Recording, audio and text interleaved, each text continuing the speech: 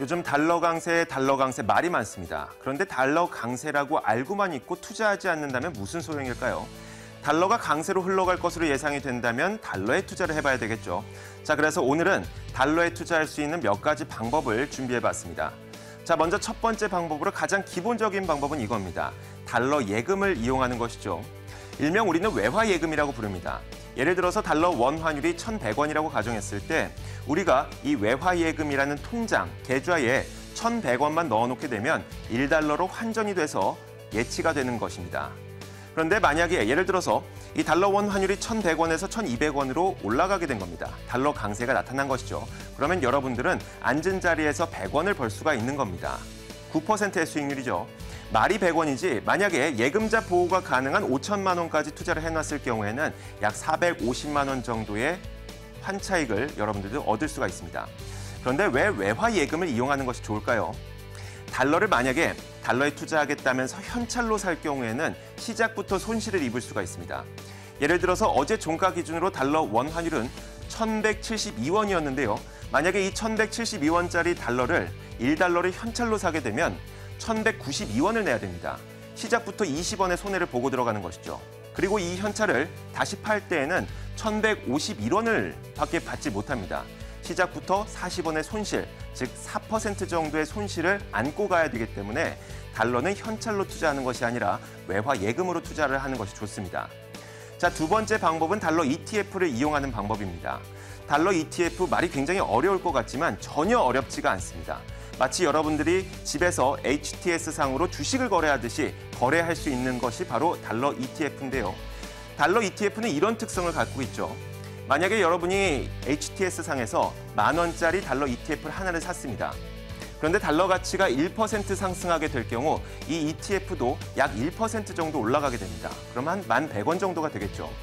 반대로 달러 가치가 1% 정도 하락하게 될 경우에는 이 달러 ETF의 가격도 약 1% 정도 내려가게 됩니다. 한 9,900원 정도가 되겠죠. 자, 이 ETF의 장점은 이런 게 있습니다. 마치 우리가 주식을 거래하듯이 HTS상으로 실시간 거래가 가능하고요. 그리고 실시간 가격 변동을 확인할 수가 있기 때문에 매우 편리하고 익숙한 장점이 있죠. 물론 달러 ETF를 거래할 때에도 알아둬야 될 점이 있습니다. 바로 이건데요.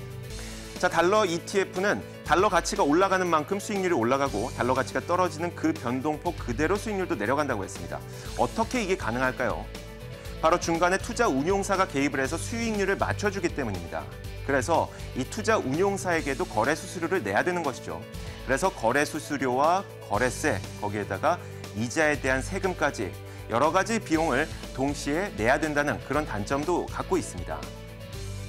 세 번째로 사용할 수 있는 방법은 바로 달러 ELS라는 펀드에 가입하는 겁니다. 마치 이 달러 ETF처럼 달러의 가치가 상승할 경우에 수익률이 올라가고 달러 가치가 내려갈 경우에 수익률도 내려가는 그런 특성을 갖고 있는데 ETF와는 조금 다른 특성을 갖고 있습니다.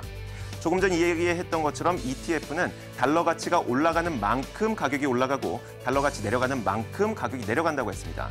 하지만 이 달러 ELS라고 하는 펀드는 펀드이기 때문에 달러 가치가 10% 올라간다고 하더라도 수익률은 약 5%만 오를 수도 있습니다.